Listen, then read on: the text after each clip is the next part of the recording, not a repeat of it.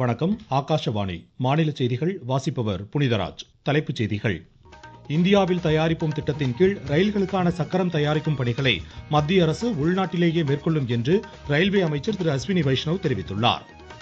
வளர்ச்சியடைந்த பாரத இலக்கை நோக்கி நம் நாடு வேகமாக முன்னேறி வருவதாக மத்திய தகவல் ஒலிபரப்புத்துறை இணையமைச்சர் டாக்டர் எல் முருகன் கூறியிருக்கிறார்.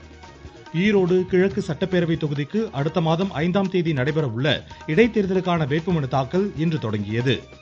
பெண்கள் மற்றும் குழந்தைகளுக்கு எதிரான குற்றங்களுக்கு தண்டனையை அதிகரிக்க வகை செய்யும் சட்ட திருத்த மசோதா தமிழக சட்டப்பேரவையில் இன்று தாக்கல் செய்யப்பட்டது.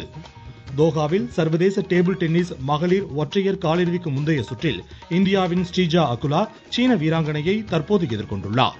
இனி விரிவான செய்திகள். இந்தியாவில் தயாரிப்போம் திட்டத்தின் கீழ் தனியார் துறையுடன் இணைந்து ரயில்களுக்கான சக்கரம் தயாரிக்கும் பணிகளை அடுத்த ஆண்டிலிருந்து மத்திய அரசு உள்நாட்டிலேயே தொடங்கும் என்று மத்திய ரயில்வே அமைச்சர் திரு அஸ்வினி வைஷ்ணவ் தெரிவித்துள்ளார். திருவள்ளூர் மாவட்டம் புதுவாயல் கிராமத்தில் ரயில் சக்கரம் தயாரிக்கும் தொழிற்சாலையை இன்று பார்வையிட்ட பின்னர் செய்தியாளர்களிடம் பேசிய அவர், எதிர்காலத்தில் 80,000 உயர்சக்தி திறன் கொண்ட சக்கரங்கள் ரயில்வே துறைக்கு தேவைப்படுவதாக கூறினார். சுயசார்பு பாரத திட்டத்தின் கீழ் உலகத்தரம் வாய்ந்த பொருட்கள் உள்நாட்டிலேயே உற்பத்தி செய்யும் திட்டத்தின் கீழ் இந்த சக்கரங்கள் நம் நாட்டிலேயே தயாரிக்கப்படும் என்றார். நம் நாட்டில் உற்பத்தி செய்யப்படும் இச்சக்கரங்கள் பிற நாடுகளுக்கும் ஏற்றுமதி செய்யப்படும் என்றும் அமைச்சர் கூறினார். Prime Minister Shri Narendra Modi ji says, make in India, make for the world. Supplying wheels to railways, to metro, and it will also be exporting to the world. So this will be a very big achievement. This plant is being set up in Tamil Nadu. Very good quality wheels will be there. This is very closely located to a port. So the export potential is clearly, will be very easily met using this plant. முன்னதாக சென்னை பெரம்பூர் ஒருங்கிணைந்த ரயில் பெட்டி தொழிற்சாலையில் ஆய்வு செய்து பேசிய அமைச்சர், நடுத்தர மற்றும் குறைந்த வருவாய் பிரிவினருக்கு தரமான ரயில் சேவையை வந்தே பாரத் ரயில்கள் வழங்கி வருவதாக கூறினார். ரயில்வேயில் அம்ரித் பாரத் இயக்கத்தின் 2வது கட்ட பணிகள் மக்களின் தேவையை பூர்த்தி செய்யும் என்றும் அவர் நம்பிக்கை தெரிவித்தார். அம்ரித் பாரத் ரயில் பெட்டிகளில் பயணிகளின் வசதி மற்றும் பாதுகாப்பிற்காக 12 முக்கிய மாற்றங்கள் செய்யப்பட்டுள்ளதாகவும் அமைச்சர் கூறினார். படுக்கை வசதியுடன் கூடிய வந்தே பாரத் ரயிலையும் அமைச்சர் பார்வையிட்டார். சர்வதேச நிபுணர்களின் அறிவுரைக்கு ஏற்ப பாம்பனில் நவீன வடிவமைப்புடன் கூடிய கட்டுமான பணிகள் நிறைவடைந்திருப்பதாகவும் அமைச்சர் எடுத்துரைத்தார். வளர்ச்சியடைந்த பாரத இலக்கு பாதையில் இந்தியா வேகமாக முன்னேறி வருவதாக மத்திய தகவல் ஒலிபரப்புத்துறை இணையமைச்சர் டாக்டர் எல் முருகன் கூறியிருக்கிறார். கேரள மாநிலம் கொல்லம் மேல்நிலைப் பள்ளியில் மரக்கன்றுகள் நடும் விழாவை இன்று தொடங்கி வைத்து பேசிய அவர், அரசின் கொள்கைகள் மற்றும் திட்டங்களால் இந்த வளர்ச்சி சாத்தியமானதாக குறிப்பிட்டார். சுற்றுச்சூழல் மற்றும் உயிரி பன்முகத்தன்மையை பேண அரசு அர்ப்பணிப்புடன் செயலாற்றி வருவதாகவும் அவர் கூறினார். பிரதமர் திரு நரேந்திர மோடி தொடங்கி வைத்த அன்னையின் பெயரில் மரம் வளர்ப்போம் திட்டத்தின் மூலம் பசுமை முன்னெடுத்துச் செல்லப்படுவதோடு தூய்மையான சுற்றுச்சூழல் உறுதி செய்யப்படுவதாகவும் தெரிவித்தார்.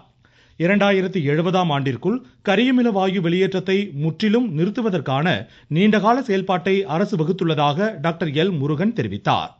2 நாள் பயணமாக கேரள மாநிலம் சென்றுள்ள அமைச்சர் தூர்தர்ஷன் மற்றும் ஆகாஷவாணி உள்ளிட்ட ஊடக பிரிவுகளின் செயல்பாடுகளை ஆய்வு செய்கிறார்.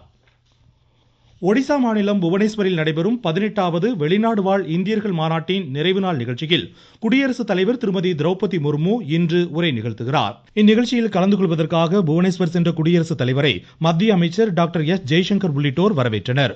கைவினைஞர்களின் பல்வேறு உற்பத்தி பொருட்கள் அடங்கிய அரங்குகளின் கண்காட்சியை குடியரசுத் தலைவர் பார்வையிட்டார்.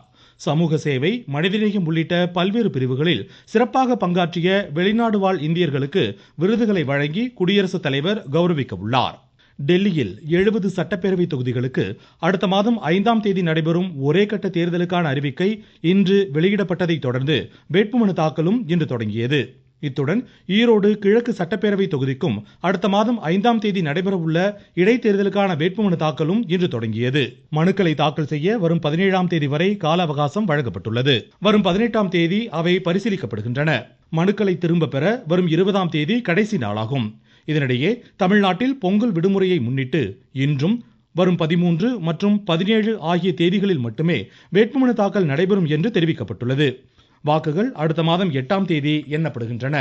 நீங்கள் கேட்டுக்கொண்டிருப்பது ஆகாஷவாணியின் மாநில செய்தி அறிக்கை. பெண்கள் மற்றும் குழந்தைகளுக்கு எதிரான குற்றங்களில் தண்டனையை அதிகரிக்க செய்யும் சட்ட திருத்த மசோதா சட்டப்பேரவையில் இன்று தாக்கல் செய்யப்பட்டது. இம்மசோதாவை பேரவையில் தாக்கல் செய்து பேசிய முதலமைச்சர் திரு மு.க. ஸ்டாலின், பெண்களுக்கு எதிரான குற்ற செயல்களில் ஈடுபடுவோர் இரும்பு கரம் கொண்டு அடக்கப்படுவார்கள் என்று கூறினார்.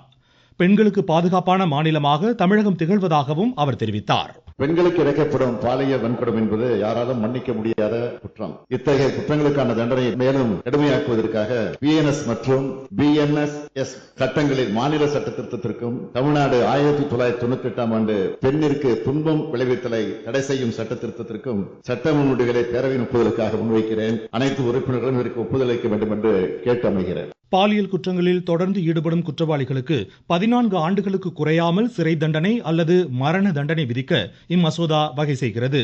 பெண்களை பின்தொடர்வோர் மீது 5 ஆண்டுகள் ஜாமீனில் வெளிவர முடியாதபடி கடுங்காவல் தண்டனை விதிக்கவும் இந்த சட்ட திருத்தம் வகை செய்கிறது.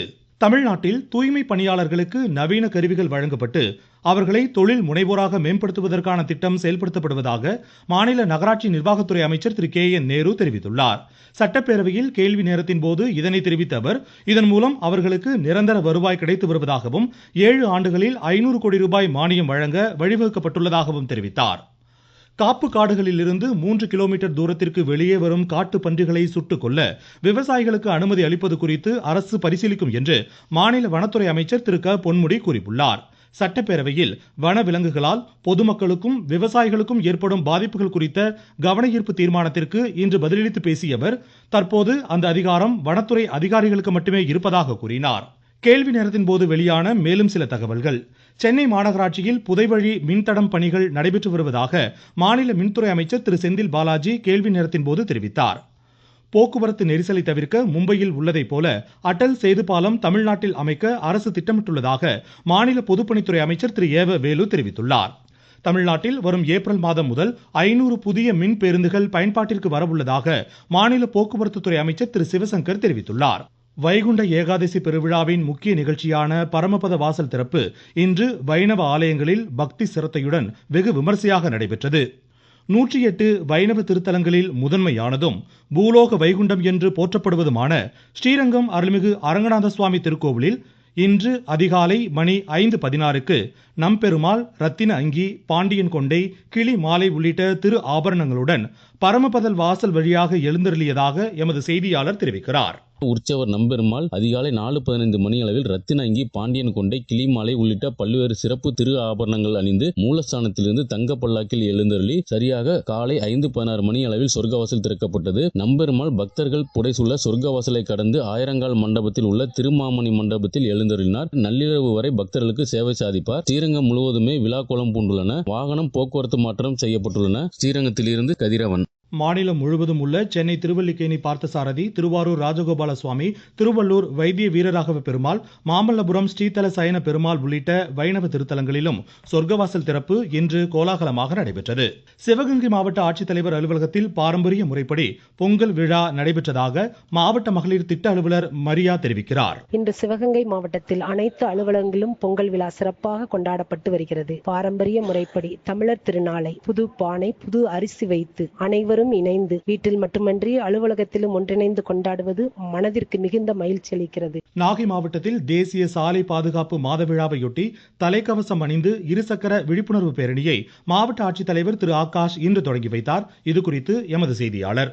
நாகை புதிய பெருநிலையம் அடுத்த அவுளித்திலிருந்து தலைக்கவசம் அணிவதன் முக்கியத்துவம் குறித்த பிரம்மாண்ட இருசக்கர வாகன பேரணியை மாவட்ட ஆட்சியர் ஆகாஷ் கொடியசைத்து தொடங்கி வைத்தார். இந்த பேரணி நாகையில் உள்ள முக்கிய வீதிகள் வழியாக மாவட்ட ஆட்சியர் அலுவலகம் வரையில் 5 கிலோமீட்டர் தூரம் நடைபெற்றது. கைபேசி பேசிக்கொண்டு வாகனம் ஓட்டுவது, தலைக்கவசம் அணியாமல் இருசக்கர வாகனம் ஓட்டுதல், மது அருந்திவிட்டு வாகனம் ஓட்டுதல், காரணங்களால் ஏற்படும் உயிரிழப்புகள் குறித்த விழிப்புணர்வு நாடகம் மற்றும் கலை நிகழ்ச்சி நடைபெற்றது. நாகையிலிருந்து செல்வன் ஜெபராஜ். காஞ்சிபுரம் மாவட்டத்தில் புதிய தொழிற்பள்ளிகளை தொடங்கவும் அங்கீகாரத்தை புதுப்பிக்கவும் விண்ணப்பங்கள் வரவேற்கப்படுவதாக மாவட்ட ஆட்சித்தலைவர் திருமதி கலைச்செல்வி மோகன் தெரிவித்துள்ளார். புதுக்கோட்டை மாவட்டத்தில் சாதனை புரிந்த திருநங்கைகளை கௌரவிக்கும் வகையில் வழங்கப்படும் விருதிற்கு தகுதி வாய்ந்தோர் விண்ணப்பிக்கலாம் என மாவட்ட ஆட்சித்தலைவர் அருணா தெரிவித்துள்ளார். பெரம்பலூர் மாவட்டத்தில் நடைபெறவுள்ள புத்தக திருவிழாவிற்கான சிறந்த வாசகத்திற்கான போட்டியில் விருப்பமுடையோர் பங்கேற்குமாறு ஆட்சித்தலைவர் கிரேஸ் பச்சாவ் கூறியுள்ளார். நீலகிரி மாவட்டத்தில் குன்னூர் மேட்டுப்பாளையம் தேசிய நெடுஞ்சாலையில் அருவியில் பாறையின் மேல் இருந்து சறுக்கி விழுந்த பெண் யானை இன்று உயிரிழந்தது. வங்கக்கடல் பகுதிகளில் வளிமண்டல கீழடுக்கு சுழற்சி காரணமாக நாளை மறுநாள் காவிரி டெல்டா மாவட்டங்களில் கனமழை பெய்யக்கூடும் என்று சென்னை வானிலை ஆய்வு மையம் தெரிவித்துள்ளது. தோஹாவில் நடைபெறும் சர்வதேச டேபிள் டென்னிஸ் மகளிர் ஒற்றையர் காலிறுதிக்கு முந்தைய சுற்றில் இந்தியாவின் ஸ்ரீஜா அகுலா சீனாவின் டியானி கியானை தற்போது எதிர்கொண்டுள்ளார். ராஜ்கோட்டில் நடைபெறும் இந்தியாவிற்கு எதிரான முதலாவது ஒருநாள் சர்வதேச மகளிர் கிரிக்கெட் போட்டியில் முதலில் பேட் செய்யும் அயர்லாந்து சற்று முன் 42 ஓவர்களில் 5 விக்கெட் இழப்பிற்கு 189 ரன் எடுத்திருந்தது. மீண்டும் தலைப்புச் செய்திகள். இந்தியாவில் தயாரிப்போம் திட்டத்தின் கீழ் ரயில்களுக்கான சக்கரம் தயாரிக்கும் பணிகளை மத்திய அரசு உள்நாட்டிலேயே மேற்கொள்ளும் என்று ரயில்வே அமைச்சர் திரு அஸ்வினி வைஷ்ணவ் தெரிவித்துள்ளார். வளர்ச்சியடைந்த பாரத இலக்கை நோக்கி நம் நாடு வேகமாக முன்னேறி வருவதாக மத்திய தகவல் ஒலிபரப்புத்துறை இணையமைச்சர் டாக்டர் எல் முருகன் கூறியுள்ளார். ஈரோடு கிழக்கு சட்டப்பேரவை தொகுதிக்கு அடுத்த மாதம் 5ஆம் தேதி நடைபெற உள்ள இடைத்தேர்தலுக்கான வேட்புமனு தாக்கல் இன்று தொடங்கியது. பெண்கள் மற்றும் குழந்தைகளுக்கு எதிரான குற்றங்களுக்கு தண்டனையை அதிகரிக்க வகை செய்யும் சட்டத்திருத்த மசோதா தமிழக சட்டப்பேரவையில் இன்று தாக்கல் செய்யப்பட்டது. தோஹாவில் சர்வதேச டேபிள் டென்னிஸ் மகளிர் ஒற்றையர் காலிறுதிக்கு முந்தைய சுற்றில் இந்தியாவின் ஸ்ரீஜா அகுலா சீன வீராங்கனையை தற்போது எதிர்கொண்டுள்ளார். இத்துடன் இந்த செய்தி அறிக்கை முடிவடைந்தது.